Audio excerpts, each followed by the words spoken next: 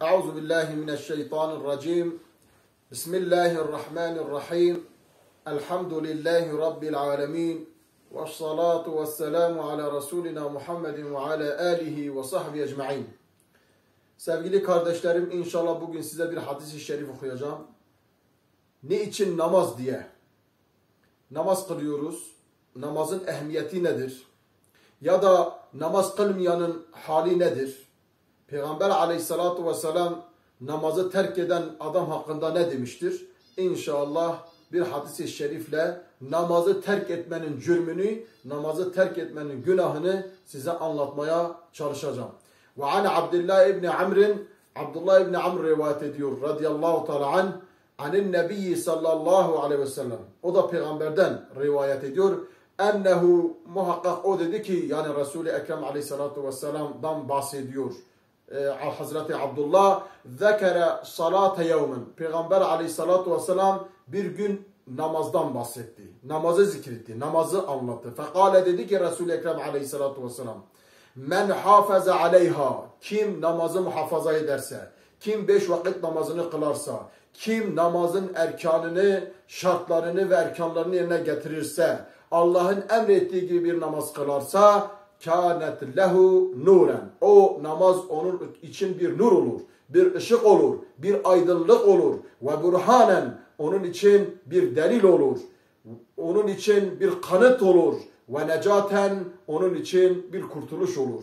Ne zaman? Yevmel kıyameti, kıyamet gününde. Kıyamet gününde namaz kılan kişi Rabbi Zülcelal'e Celle Celaluhu diyebilir ki ya Rabbi ben namaz kıldım sana. Hele bu asırda bu kadar fısk-ı fucurun olduğu bir ortamda 5 vakit namazını muhafaza eden bir genç, 5 vakit namazını kılan bir Müslüman, o namaz onun için ne olur? Nur olur, burhan olur, necat olur, kurtuluş olur. Onun için namazı muhafaza etmek lazım. Namazı kılmak lazım. Namazda daim devamlılık lazım. Yani namaz kılmayan adam hali ne olacak? Bunun devamında Resul-i Ekrem aleyhissalatu vesselam وَمَنْ لَمْ يُحَافِظْ عَلَيْهَا, kim namazı muhafaza etmezse, namazın erkanı yerine getirmezse, namazın şartlarını yerine getirmezse, yani Allah'a itaat edip secde etmezse, لَمْ تَكُنْ لَهُ نُورًا, onun için bir nur yoktur. Onun için bir ışık yoktur. Yani hakikaten namaz kılanın vecihinde, yüzünde bir nur belirler. Namaz kılmayan adamın yüzünde, kişinin yüzünde hakikaten bir kasvet, bir karanlık, bir zulümat belirir. Onun için namaz kılmayanın vecihinde bir nur yoktur. Lem tekun lehu nuren, onun için bir nur yoktur. Ve la burhanen, kıyamette onun için bir delil de yoktur. Ve la necaten, onun için bir kurtuluş da yoktur. Kurtulacak bir yol da yoktur. Ve kâne yevmel kıyameti, o kişi kıyamet gününde ma'a Karun, Karun'la beraber olur. Allah muhafaza etsin. Bakın namazın cürmü ne kadar büyüktür. Namazın günahı ne kadar büyüktür. Namaz kılmayanın kişinin kıyamet gününde kiminle beraber olacağını Resul-i Ekrem bize bildirir. Kiminle beraber olacak? Tarikus salat, namaz kılmayan, Allah'a itaat etmeyen, Allah'a secde etmeyen adam Karun'la beraber olacak. Karun kimdir? Karun, Hz. Musa döneminde yaşamış, zengin, hatta rivayetlerde 17 deve onun altın hazinelerinin anahtarlarını taşıyordu.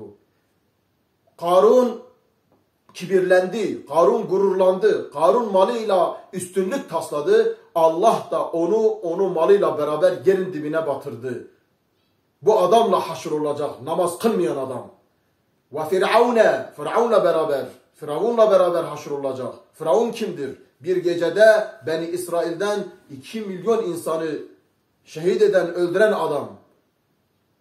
Allah'lık, ilahlık davasında bulunan zalim yönetici.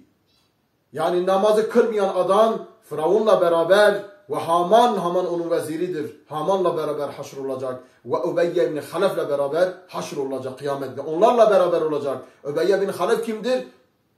Mekke'de Peygamber aleyhissalatu vesselam'a en çok zulmeden müşriklerin başta gelen adamlarından biridir. Onun için bizimle kafirler arasında, bizimle müşrikler arasındaki fark nedir? Namazdır. Onun için namaz kılmayanlara tavsiyemiz, bu hadis-i şerif namaz kılmayanların ne kadar büyük bir tehlikenin içinde olduğunu ifade ediyor. Sevgili kardeşlerim, Malumunuz bir hastalık dünyaya yayıldı. Bir illet, insanlar ne kadar kendini muhafaza ettiler. En büyük hastalık namazsızlıktır. Namaz kılmamaktır. Bir Müslüman çocuğu nasıl namaz kılmaz? Bir Müslüman evladı nasıl namaz kılmaz? Şu anda Türkiye'de kaç insan namaz kılıyor? Onu düşündüğümüz zaman ne kadar büyük bir helakete gittiğimizi düşünelim. Dünyadaki hastalıklar sadece bedenimize zarar verir. Ama uhrevi hastalıklar imanımızın gitmesine sebep olur. Onun için namazımıza daim olalım, ibadetlerimizi yapalım, Allah'ımıza yalvaralım ve onun yolunda ne gerekiyorsa, bize ne lazımsa Kur'an ve sünnetten alalım. Hepinizi Allah'a emanet ediyorum. Esselamu Aleyküm ve Rahmetullahi ve Berekatuhu.